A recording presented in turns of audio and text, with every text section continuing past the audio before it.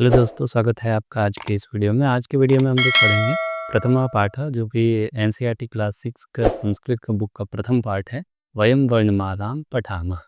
तो आज वर्णमाला के बारे में पढ़ेंगे। तो इस चैप्टर में आपको बताया जाएगा कि कौन कौन से जो वर्ण होते हैं, उनका कौन कौन सा कैटेगरी है, या किस किस वर्णों को किस किस नामों से जाना जाता है। वर्णमाला में जैसे स्वर वर्ण कौन से होते हैं, उसी तरह व्यंजन वर्ण कौन से होते हैं। इन सारे चीज़ों के बारे में हम एक एक करके आज के इस वीडियो में जानेंगे। तो चलिए शुरू करते हैं आज के वीडियो। अगर आप चैनल पर नए हैं तो चैनल को सब्सक्राइब कर लीजिए, ताकि आपका जो भी अपडेट हो वो आपको मिलता रहे। तो सबसे पहले हम जानते हैं कि वर्णमाला वर्णाः द्विविधा। जो वर्ण होते हैं दो प्रकार के होते हैं, भवन्ति अर्थात होते हैं। स्वराः व्यंजनानि च। स्वर और व्यंजन ये जो होते हैं वर्ण दो तरीके के होते हैं। कौन कौन से? तो एक स्वर होते हैं और एक व्यंजन होते हैं। ये दो तरीके के वर्ण होते हैं। ठीक है, आपको इस चीज को ध्यान रखना है। फिर क्या रहे, तो पहला जो इसमें से बताया गया है स्वराः, उसके बारे में बता रहे हैं कि स्वर कौन कौन से होते हैं। ठीक है, तो स्वर के बारे में जो बता रहे हैं वो स्वर वर्ण कौन कौन से होते हैं। स्वराणाम उच्चारणम स्वतंत्र रूपेण भवति। अब बता रहे हैं कि जो स्वरों का जो उच्चारण है, जो बोला जाता है स्वर, तो क्या होता है, तो उसका जो उच्चारण है वो स्वतंत्र होता है। अर्थात उसको बोलने में किसी भी वर्ण का सहायता नहीं लेना पड़ता। ठीक है, सहायता यहाँ मैं हिंदी सिर्फ लिख दे रहा हूँ एक वर्ड, जिससे आपको याद रहेगा। सहायता नहीं लेना पड़ता किसी भी वर्ड का, तो उसे क्या कहते हैं, स्वर वर्ण का। अब बता रहे हैं कि अब स्वर भी दो प्रकार के होते हैं। स्वराः विविधा सन्ति, दो प्रकार का है। कौन कौन से? तो समान अक्षराणि और संधि अक्षराणि। बता रहे हैं समान अक्षर और संधि अक्षर जो हैं ये दो प्रकार के स्वर हैं। अब बताएंगे कि स्वर जो दो प्रकार बताए हैं, समान अक्षर और संधि अक्षर, उसमें कौन कौन से हैं। तो इधर देखिएगा तो आप लिखा गया है कि ह्रस्व समान अक्षर कौन सा है और दीर्घ समान अक्षर कौन सा है। उसी तरह आप संधि में अक्षर में देखिएगा तो ह्रस्व संधि अक्षर कौन सा है और दीर्घ संधि अक्षर कौन सा है। ठीक है, तो समान अक्षर में जब आप देखेंगे तो एक ह्रस्व में देखेंगे तो अ है, और इसका दीर्घ कौन सा है, तो आ है। इसी तरह ह्रस्व में देखेंगे तो ई है, और जो दीर्घ ई है इसमें देखेंगे आप ये बड़ी ई की मात्रा लगी रहती है। उसी तरह ह्रस्व ऊ ये है, और दीर्घ ऊ इसको बोलने समय इससे पहला जो ऊ है इससे दुगुना समय इसमें लगता है, तो ऊ। ठीक है, उसी तरह री है, और फिर री ये वर्ण है। उसी तरह री जो है ये इसका सिर्फ ह्रस्व होता है, इसका दीर्घ नहीं होता है, तो इस चीज़ को आपको ध्यान रखना है। ठीक है, तो पहला जो था वो समान अक्षर में हम लोगों ने देखे थे। समान अक्षर जो भी हैं उनमें हम लोगों ने देखे दो भेद, जो ह्रस्व और दीर्घ होते हैं। इन सारे वर्णों को आपको याद रखना है। उसके बाद दूसरा जो है जो स्वर का भेद है वो कौन सा है, तो संधि अक्षराणी है। आपको पहले ये बताया गया कि जो स्वर होता है, यहाँ देखिए मैं लिख दे रहा हूँ, जो स्वर होता है वो दो होता है। एक कौन सा होता है, तो एक होता है समान, और एक होता है संधि अक्षर। ठीक है, ये दो तरीके के होते हैं। तो पहला तो हम लोगों ने देख लिया समान, अब दूसरा संधि अक्षर देख रहा है। तो संधि अक्षर में आप जब दीर्घ में देखेंगे तो ये ए है। ठीक है, उसी तरह इसमें मात्रा लग जाएगा तो क्या हो जाएगा, तो ये बड़ी ए हो जाएगा, तो इसको ए बोलते हैं। ठीक है, ये दो वर्णों से मिलकर बने हैं, आगे बताया जाएगा आपको अभी। उसी तरह ओ वर्ण है, और इसका जो बड़ा मात्रा होता है औ, उसको दीर्घ बोलते हैं। ठीक, अब बताया जाएगा कि ये जो वर्ण है ये किन किन वर्णों से मिलकर बनता है। जैसे आप देखेंगे तो क्या है, तो यहाँ ए देखेंगे आप किन किन वर्णों से मिलकर बनता है, तो अ और ई को जब आप मिलाइएगा तो ए बनता है। ठीक, उसी तरह क्या है, तो अ और ए को ह्रस्व ए को मिलाइएगा तो ऐ बनता है, दीर्घ ऐ, है ना। अ और ऊ को मिलाइएगा तो ओ बनेगा, और अ और ओ को मिलाइएगा तो औ बनेगा। अब पहले आपको बताया गया है कि संधि अक्षर। संधि अक्षर क्या होता है, जो संधियों में जिन वर्णों का प्रयोग होता है ना। जिन वर्णों का प्रयोग कहाँ होता है, जिन वर्णों का प्रयोग संधि में किया जाता है ना, उन्हें संधि अक्षर कहेंगे। तो वहीं बोल रहे हैं द्वयोः द्वयोः निश्चित स्वरयोः। दो दो निश्चित स्वरों के संधि द्वारा ये नवीनाः स्वर वर्णाः जायन्ते। दो नए अलग अलग जो निश्चित स्वर वर्ण है, उनके संधि के द्वारा जो नया स्वर वर्ण उत्पन्न होता है या निर्माण किया जाता है, वो क्या होते हैं, तो वो संधि अक्षर स्वराः भवन्ति। वो क्या होते हैं, तो संधि अक्षर के स्वर होते हैं। क्या होते हैं, तो जैसे दो वर्ण देखो, आप पहले यहाँ आप ऊपर देखोगे तो बताया गया है पहले ही कौन सा वर्ण है, तो एक ए वर्ण है ना। संधि अक्षर में बताया गया है ए है। तो वहीं बता रहे हैं कि जो 2 निश्चित स्वर हैं, यहाँ पे आप देखेंगे तो 2 निश्चित स्वर है, एक अ है और एक ई है। इन दोनों स्वरों के मेल से ए हुआ है। ठीक इसी तरह अ और ए के मेल से दीर्घ ऐ हुआ है। अ और उ के मेल से ओ हुआ है और अ और ओ के मेल से अ हुआ है ना? इनके वर्णों के मेल से जो एक वर्ण उत्पन्न होता है या बनता है या निर्माण होता है उसको संधि अक्षर बोलते हैं। क्लियर है? देखिए यहाँ नीचे लिखा हुआ है लृ वर्णस्य दीर्घः न सन्ति। लृ जो वर्ण है, आप देखे होंगे ये जो वर्ण है इसका दीर्घ यहाँ नहीं है। मैंने बताया था ना अभी आप। उसी तरह संधि अक्षराणाम ह्रस्वः न सन्ति। उसी तरह ये जो संधि हुए हुए वर्ण हैं, जो 2 वर्ण से मिलकर बना है, जैसे अ और ई से मिलकर ए बना है ना? तो इन वर्णों का क्या नहीं होता है? तो ह्रस्व नहीं होता है। ये खुद में दीर्घ है। यहाँ आप देखोगे तो यहाँ ह्रस्व में कोई भी वर्ण इसके नहीं दिए गए। क्यों? क्योंकि इसके ह्रस्व वर्ण होते ही नहीं है। ये खुद 2 में वर्ण से मिलकर बने हैं और ये दीर्घ वर्ण में ही आते हैं। क्योंकि 2 मात्रा जब भी लगेगा तो क्या हो जाएगा? दीर्घ हो जाएगा। उसी तरह देखिए अब क्या बताएँगे तो अब अनुनासिक स्वर बताएँगे। अनुनासिक स्वर क्या होता है? तो मुखेन सह नासिकया, मुँह के साथ नासिका के द्वारा भी उच्चारिताः स्वरा, उच्चारण किया हुआ स्वर क्या है? तो अनुनासिक स्वर स्वराः सन्ति, अनुनासिक स्वर होते हैं। जिसके जैसे कि आप देखिए यहाँ पे मैं एक चित्र बना दे रहा हूँ आपको, जिससे आपको पहचानने में क्या होगा? ये समझिए कि किसी भी व्यक्ति का क्या है? तो मुँह है ना? ये थोड़ा-सा हालाँकि मैंने थोड़ा बंदर टाइप का बना दिया, लेकिन आपको समझना है कि ये क्या है? नाक है। तो नाक का, नासिका का और मुख का, इन दोनों की सहायता से जो वर्ण का उच्चारण किया जाता है, वो क्या होते हैं? अनुनासिक स्वर। ठीक? जैसे आप देखेंगे तो अ पे जब ये अनुनासिक वर्ण जो हो गया, ये जो मात्रा है इसे अनुनासिक कहते हैं। अनुनासिक को एक और प्रकार से जो आपके वो जितने भी अनुनासिक वर्ण हैं उनके ऊपर आप जब देखोगे तो ये चंद्र बिंदु ज़रूर लगा रहेगा, जिसे हम चंद्र बिंदु कहते हैं। तो वो वर्ण कैसा होता है? अनुनासिक होता है। तो उसी तरह बता रहे हैं कि मुख और नासिका के साथ जिसका उच्चारण जो स्वर होता है वो क्या होता है? वो होता है अनुनासिक स्वर। यहाँ भी आप देखेंगे तो इसके ऊपर मात्रा है ई, उ, ऋ, री, लृ, लृ, है ना? ये जो है लृ, ए, ऐ, ओ, औ, है ना? तो इन सभी वर्णों को उच्चारण करते हुए हम क्या करते हैं? तो मुख और नासिका के साथ इनका उच्चारण करते हैं। ठीक उसी तरह आप जब आगे बढ़ेंगे थोड़ा-सा तो अब ये जो था अभी जो बताया गया आपको वो स्वरवर्ण थे। पहले आपको बताया गया स्वर 2 प्रकार के होते हैं। स्वर जो होते हैं वो क्या होते हैं? तो 2 एक स्वर, वर्ण 2 होते हैं। वर्ण जो होते हैं वो क्या होते हैं? तो वर्ण 2 होते हैं, एक स्वर और एक व्यंजन, है ना? 2 वर्ण होते हैं। फिर आपको स्वरों के बारे में बताया गया पहले कि स्वर भी 2 प्रकार के होते हैं, एक समान अक्षर और एक होता है संधि अक्षर। अलग-अलग मैं संधि विच्छेद करके लिख दे रहा हूँ ताकि आपको याद रहेगा, है ना? संधि अक्षर। अब ये दोनों भेद तो हम लोग जान गए। एक और अभी बताया इन्होंने ना अनुनासिक, वो भी संधि में ही आता है ना? तो क्या होता है? अनुनासिक, ठीक? और इसके बाद क्या होता है? तो इसके बाद ये तो स्वर के भेद हैं, ठीक? अब हम लोग पढ़ेंगे जिसके बारे में, वो कौन-सा होगा? तो वो होगा व्यंजन संधि के बारे में अब हम लोग। तो व्यंजन संधि की सबसे पहले परिभाषा जानेंगे क्या है?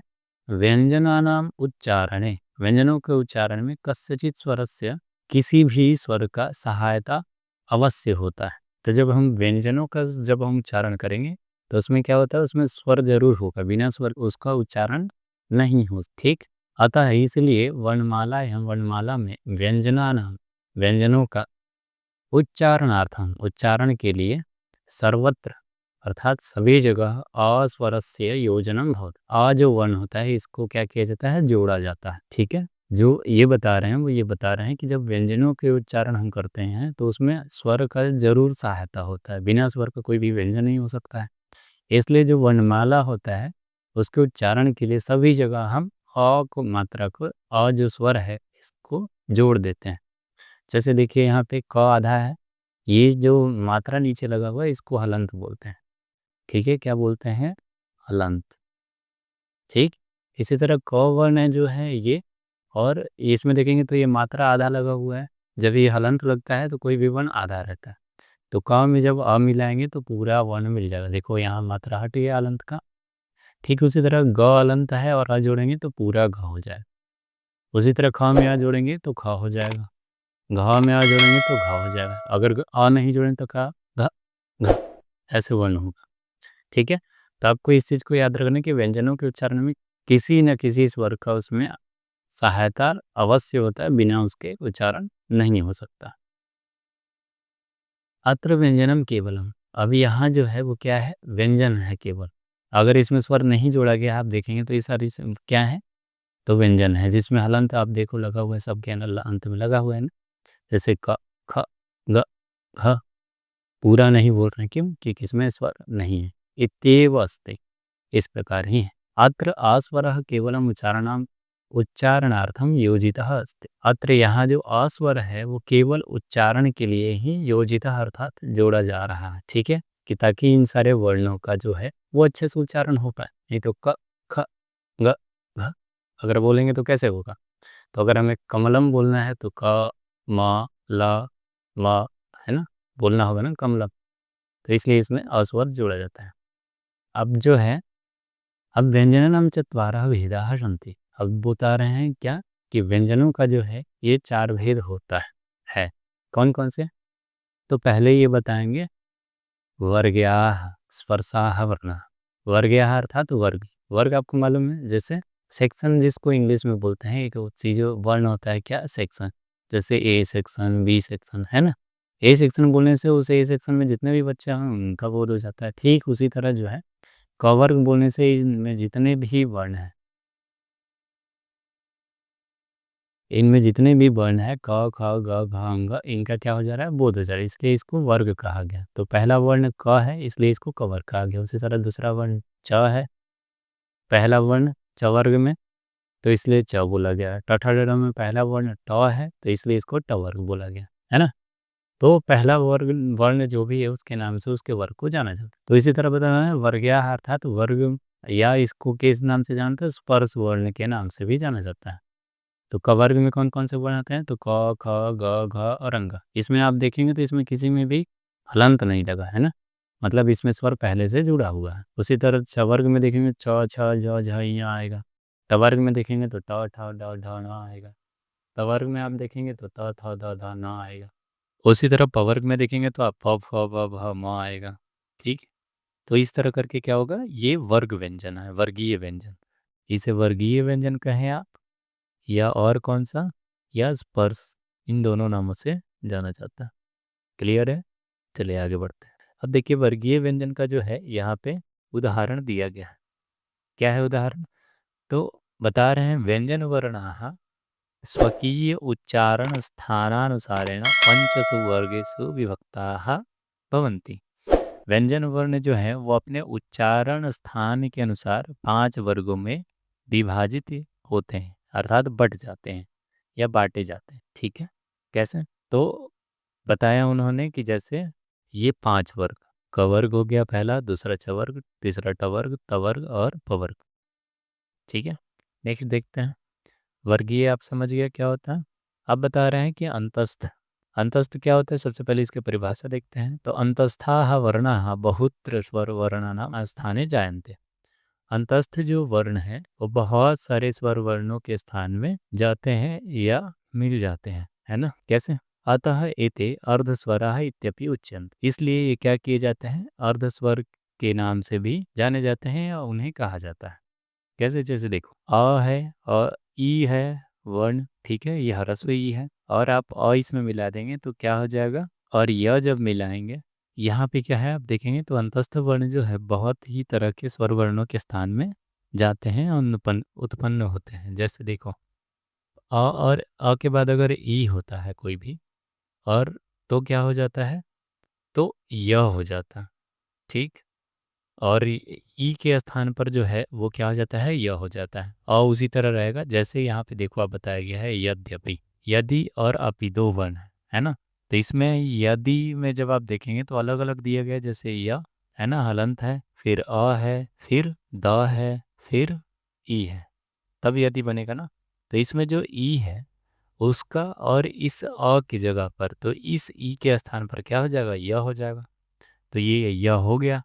और फिर अ तो पहले से है ही, तो आप वर्ण मिलाएंगे तो क्या हो जाएगा, यद्यपि। उसी तरह री और अ के वर्णों के दोनों अगर योग होगा तो री के स्थान पर क्या होगा, र होगा।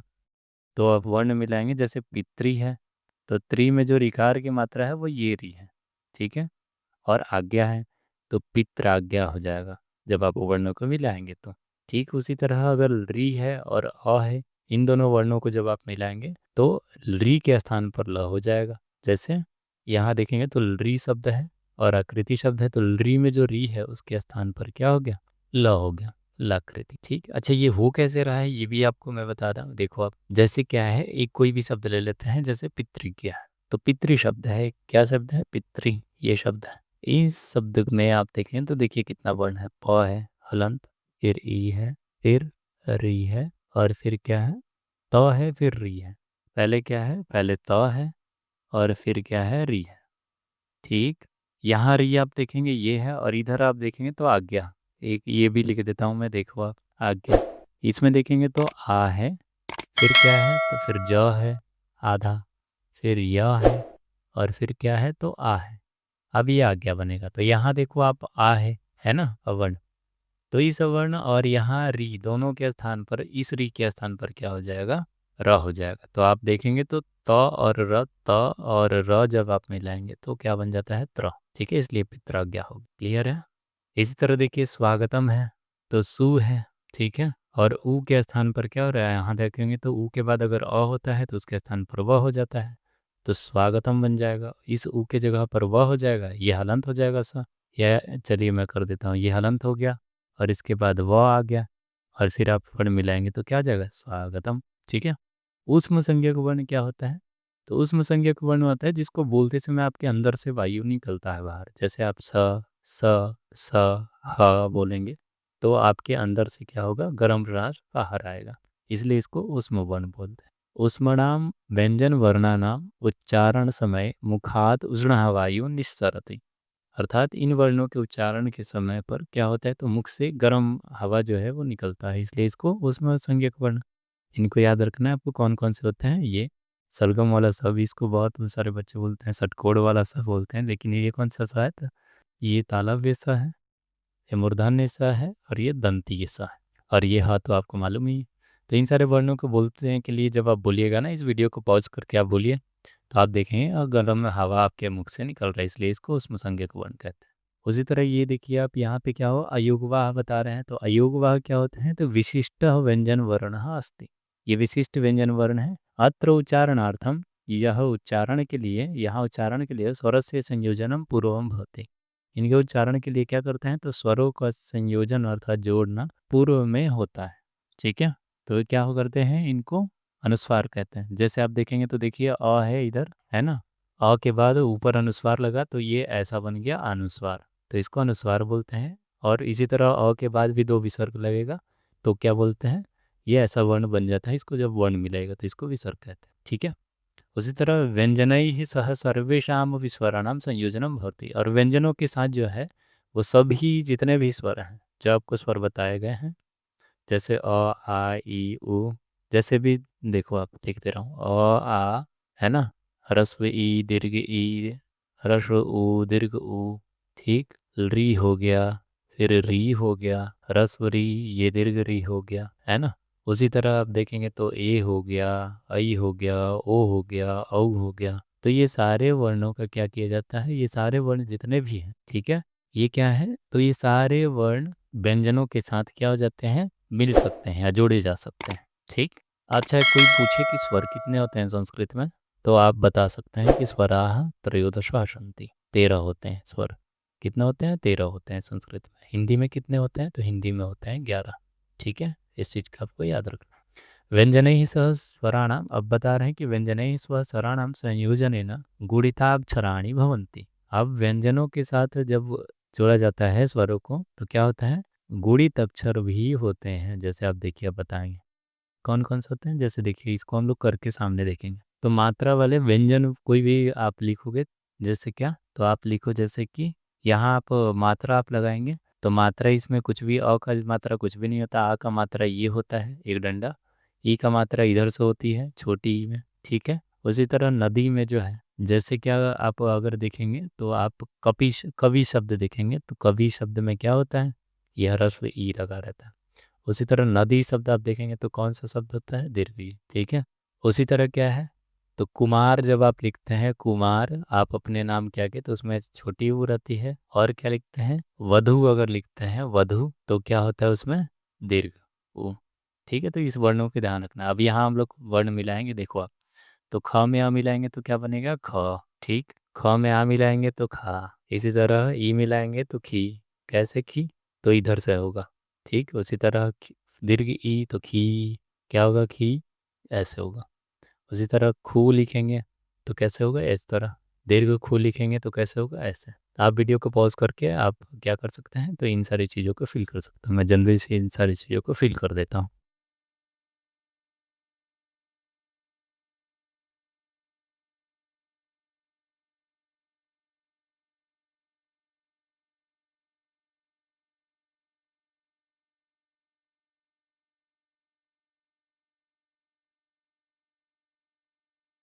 तो ये सारा मैंने फिल कर दिया है। आप वीडियो रोक कर आप इन सारी चीज़ों को फिल कर सकते हैं।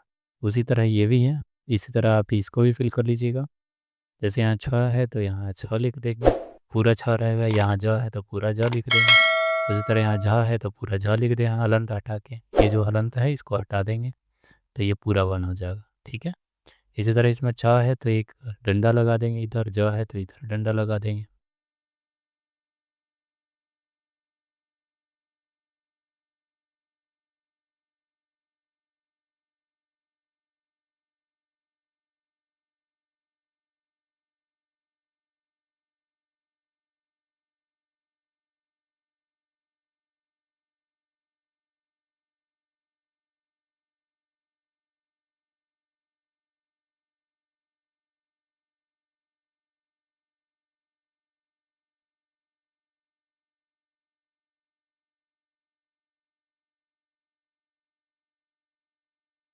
तो इस तरह करके आप इन सारी चीज़ों को आप इसमें फिल कर सकते हैं। ठीक है।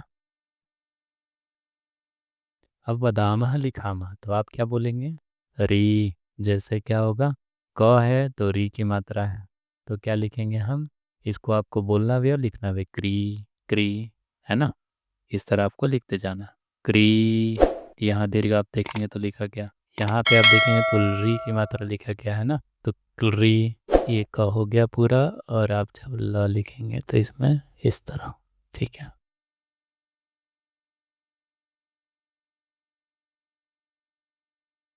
इस तरह करके आप लिख सकते हैं, के, कई, को, कऊ। इस तरह करके आपको बोलना है और लिखते जाना। तो क्री, क्री, कुलरी। इस तरह के, कई, को, कऊ। इस तरह बोल बोल कर आपको जितने भी वर्ण यहाँ पे हैं, इन सारे वर्णों को क्या करना है, फिल कर देना। मैं इस तरह सिर्फ कर दे रहा हूँ, आप पूरे वर्णों को आप अपने बुक में लिख लीजिएगा। उसी तरह यहाँ भी देखिएगा तो दूसरा वर्ण है श्री। ठीक है, श्री, क्या होगा, श्री। इस तरह रिकार की मात्रा इसमें भी रहेगा, चे, चई, चो, चौ, इत्यादि बोल बोल कर और आपको लिखते जाना है, जिस तरह मैंने बोला। मैं इस तरह लिख दे रहा हूँ क्योंकि बहुत ही लंबा वीडियो हो जाएगा।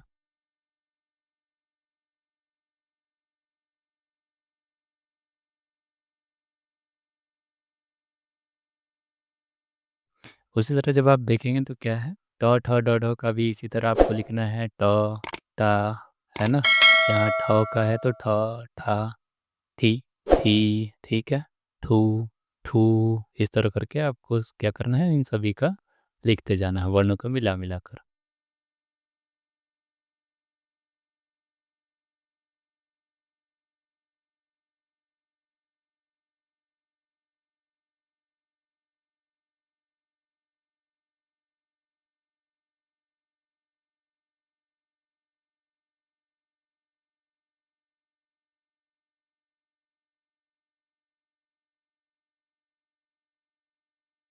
इसी तरह आपको भी क्या करना है, तो फिल कर लेना। मैं ये सारा वर्क कर कर दिखा रहा हूँ ताकि आप आराम से वहाँ पे अपने घर पे बुक में कर लें।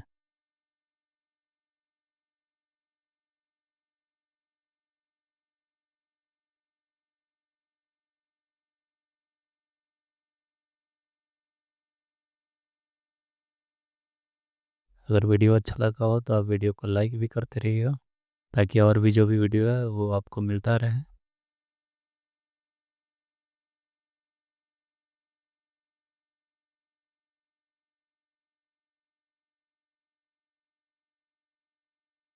ठीक है, इसी तरह आपको भी ये सारे शब्दों को क्या करना है तो फिल करना है, ये आपके लिए होमवर्क है मेरी तरफ से।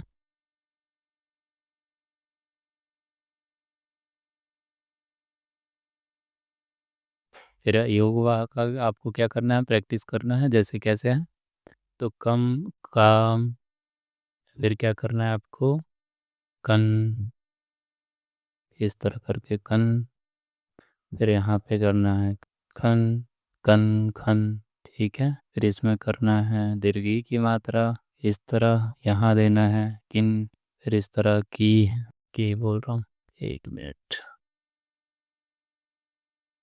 अब यहाँ पे क्या करना है तो क्या लिखना है, इसमें बड़ी की मात्रा और फिर विसर्ग। तो उसी तरह यहाँ पे क्या करना है तो क लिखना है और ऊपर मात्रा। इस तरह यहाँ पे ख लिखना है, ठीक, रस ई ऊ और विसर्ग। उसी तरह कुन लिखना है, उसी तरह क्या है ख लिखना है और दीर्घ मात्रा और विसर्ग। इस तरह करके आपको क्या करना है, सारे इस बुक में आपको फिल कर देना है। ये सारे वे आप कर लोगे खुद से। चलो मैं एक करके दिखाता हूँ। जैसे आपको क्या करना है, ये रे करना है, यहाँ रई करना है, यहाँ रो करना है, यहाँ रो करना है। इसी तरह आपको सभी में मिलाते जाना है वर्णों को। ठीक है, यहाँ पे भी आपको करना है क्या, सौ के बाद कौन सा सा आता है, ये सा। तो आपको इस तरह करना है, फिर इस तरह करना है। यहाँ पे आपको ये सौ लिखना है और फिर इसमें रे की मात्रा लगा देना है। ठीक है, फिर आपको ये से लिखना है, फिर सही लिखना है, इस तरह शो लिखना है, शौ लिखना है। ठीक, इस तरह करके आपको पूरे यहाँ पे किन वर्णों को बदलना है तो ऊष्म संज्ञक वर्णों को। यहाँ लिख देता हूँ मैं ऊष्म संज्ञक। ठीक है, अब ये बता रहे हैं संयुक्त व्यंजनानि। संयुक्त व्यंजन कौन कौन से होते हैं, तो संयुक्त व्यंजन को जब आप देखेंगे तो इसमें छ जो है कौन कौन से वर्णों से, आधा क और मूर्धन्य आधा जो शकार होता है, इन दोनों और अ से मिलकर क्या बनता है तो क्ष बनता है। इसका संयुक्त व्यंजन का क्या होता है डिफिनेशन, तो एकाधिक व्यंजना वर्णना मेलनेन संयुक्त व्यंजनानि भवन्ति। एक से अधिक व्यंजन वर्णों के मिलन से या मेल से क्या होता है तो संयुक्त व्यंजन होते हैं। ठीक है, उसी तरह यहाँ पे जैसे एक जो बनाया गया कक्षा, उसके उदाहरण दिए गए हैं कक्षा, तो क अ और क और श मिलाकर और फिर आ जोड़ने पे क्या हो गया, कक्षा हो गया। उसी तरह त और र मिलके क्या बनते हैं तो त्र बनते हैं। तो जिस तरह उदाहरण दिया गया पत्रम, इन सारे शब्दों को आपको बनाकर दिखाना है। फिर ज्ञ जो है, ज और य दोनों शब्दों से मिलकर बना है, और अ जब तक नहीं जोड़ेंगे तो हलंत रहेगा, तो इसलिए अ भी जोड़े तो पूरा ज्ञ हो गया। जैसे ज्ञानम शब्द है, ठीक है, देव शब्द बना है, इधर आधा द और आधा य और अमिल से विद्या जैसे शब्दों में देव शब्द का प्रयोग है। ठीक है, तो इस तरह करके आपको क्या करना है, अभ्यास करना है धीरे धीरे।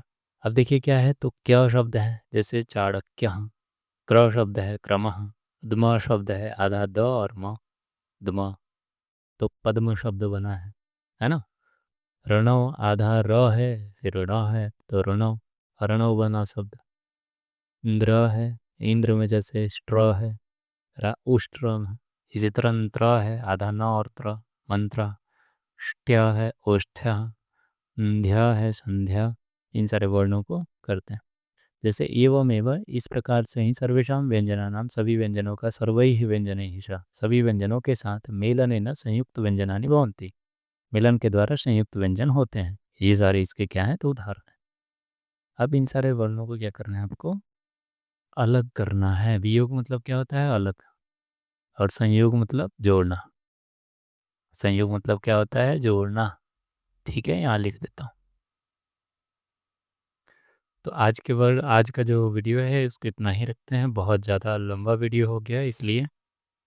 ठीक है, इसके जो सेकंड पार्ट आएगा उसमें आप और इससे आगे का वीडियो देख लेना। धन्यवाद आपका इस वीडियो को देखने के लिए। हाँ, चैनल को ज़रूर सब्सक्राइब करके रखिएगा ताकि वीडियो आए तो आपको मिल जाए। Thank you.